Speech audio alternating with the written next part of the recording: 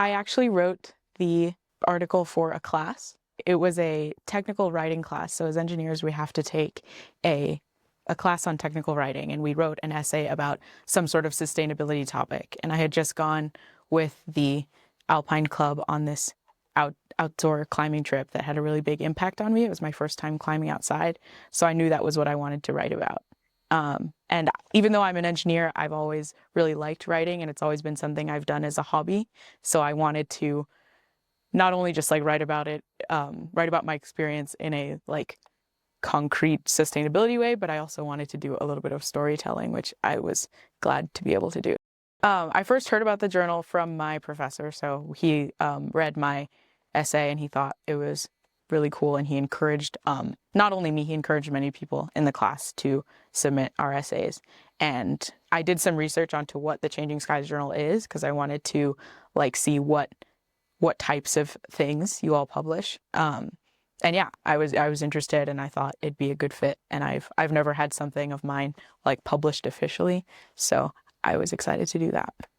I think while I was on that trip, I kept looking at all the old like mining stuff that was sort of decaying up on the mountains, and I thought that was really interesting. So even if I didn't end up writing, I probably would have looked into that somewhat. But I think that's what inspired me to do research. I had to do a lot of research for this essay. I had to find the documents that I referenced especially. But I think that really helped to shape what I would be arguing for. And yeah, I just thought the area was really beautiful, and it had an impact on me. Just what I tried to express at the end was it's just important to spread awareness and sort of balance these things. The part that really interested me when I was writing was sort of the urbanization of the area, the mining and it becoming Georgetown, and like the paving of the roads. And that guy who wrote a article about it in 1999, like I think those are very, very much more important things to highlight. And especially when looking forward to like maybe other areas that are less urbanized than Guanella Pass, I think we can use this as sort of a lesson to maybe try to slow human encroachment in those areas. I think climate change, and especially like publicizing it, is a very interesting issue.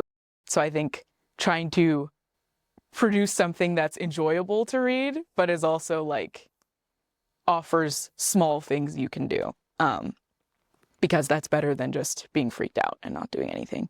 I would hope that people would be more eager to protect areas like Guanella from roads, from towns, from mining, stuff like that. Yeah, finding a way to describe a place that makes the reader feel connected to it specifically makes them more eager to protect it.